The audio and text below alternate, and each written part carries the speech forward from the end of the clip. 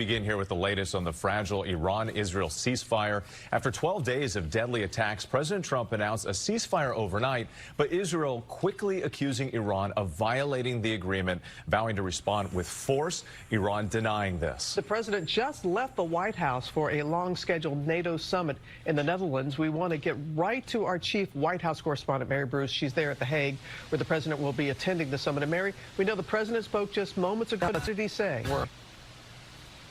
Well, Robin, I can tell you that President Trump is not happy this morning. This has been a head-spinning pace of developments overnight, and the president this morning is furious that the ceasefire he celebrated and announced just hours ago is now in question, telling our Rachel Scott as he left the White House just moments ago that these two countries don't know what the bleep they're doing. This morning, just hours after President Trump announced a ceasefire, declaring that the war will soon be over, Israel now says Iran has violated that agreement, vowing to respond with force. Iran is denying firing missiles after the ceasefire went into effect overnight. Departing the White House moments ago for the NATO summit, the president reacting, furious. And now I hear Israel just went out because they felt it was violated by one rocket that didn't land anywhere. That's not what we want, I'll tell you. And I'm telling you, I'm not happy about that, Israel, either. It was just a few hours earlier that Trump announced the ceasefire is now in effect. Please do not violate it.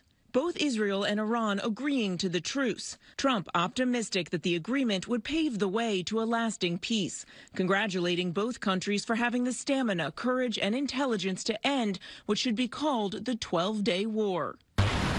The president announcing the ceasefire just hours after Iran struck back at the U.S., retaliation for the U.S. strikes on their nuclear facilities.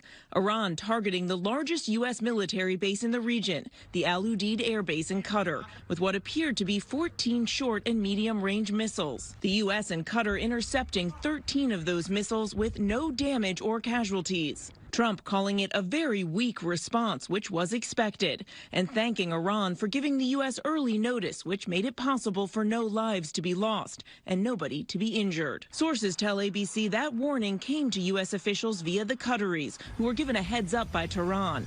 Trump saying of the Iranian counterstrike, most importantly, they've gotten it all out of their system, and there will hopefully be no further hate. Congratulations, world. It's time for peace.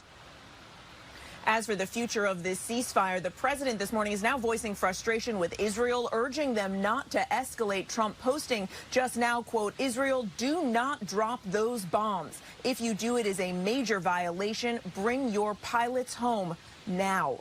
Robin. We'll have to wait and see what happens with that. But we know that the U.S. strikes on Iran will certainly be taking center stage where you are right now at the NATO summit, Mary. Yeah, the spotlight here at this summit is now sure to be on this conflict, what is happening in the Middle East, the future of this tenuous ceasefire. Also on the agenda, of course, military spending commitments and the future of this alliance as the president continues to pursue his America First agenda. Robin. All right, Mary. Thank you. Michael. All right, thank you, Robin. Israel and Iran continue to exchange attacks. Chief Foreign Correspondent Ian Pannell is on the scene for us in Israel. Good morning, Ian.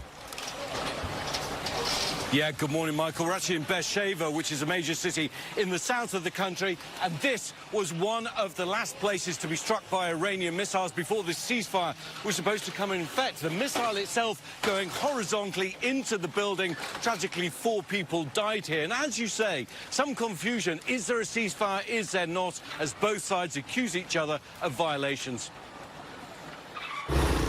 This morning, a fragile ceasefire underway in the Middle East. Israeli Prime Minister Netanyahu claiming Israel achieved its war goals and accepts the ceasefire. Earlier, Iran's foreign minister saying if Israel stopped, Iran would. But within hours of the ceasefire coming into force, this was the scene in the north, according to Israel's Fire and Rescue Authority. Israel accusing Iran of violating the ceasefire, Iran denying it. But Israel already launching retaliatory strikes. The final few hours before the ceasefire were marked by multiple waves of attacks by both sides. Israel repeatedly sounding the alarm this morning, with Iran launching multiple barrages. Videos circulating online showing the moment a residential apartment block was hit, killing at least 4 people.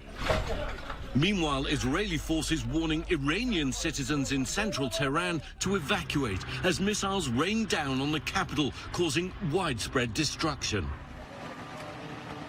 Well, guys, I think it's fair to say that in other ceasefires, in other conflicts, when they come into place, we often see these violations taking place before it settles in. Remember, Israel's war against Hezbollah in Lebanon, the same thing happened there. So we just have to wait and see, will the ceasefire hold or not? Lots of anticipation here and in Iran that it will. Certainly a fragile situation. Ian, panel for us, thank you. Let's bring in our Chief Global Affairs anchor, Martha Raddatz. And Martha, based on what we've already seen, any kind of lasting peace is going to be a real challenge. Exactly, Whit. This ceasefire is clearly very fragile, but no one needs it more right now than Iran. With its nuclear and ballistic missile programs smoldering, it is also a country in chaos. Its Revolutionary Guard leadership wiped out, its supreme leader still in hiding, leaving questions about who is in charge, and that could lead to ongoing violations of the ceasefire and put those 40,000 U.S. troops in the region in danger. And while Iran's nuclear program has been damaged extensively with the help of the U.S., there is still no clarity about whether or not the Iranians managed to remove enriched uranium and centrifuges out of Fordo before the strikes. Even if the centrifuges were destroyed, this may not end Iran's ambition to build a nuclear weapon. It may even have given the country further incentive. And while the administration has voiced some optimism about the ceasefire, they have never trusted the Iranians. And remember that 5 rounds of indirect negotiations between the U.S. and Iran collapsed, even with the threat now realized of major strikes against Iran. Robin? So much uncertainty remains in that region. All right. Thank you so much, Martha.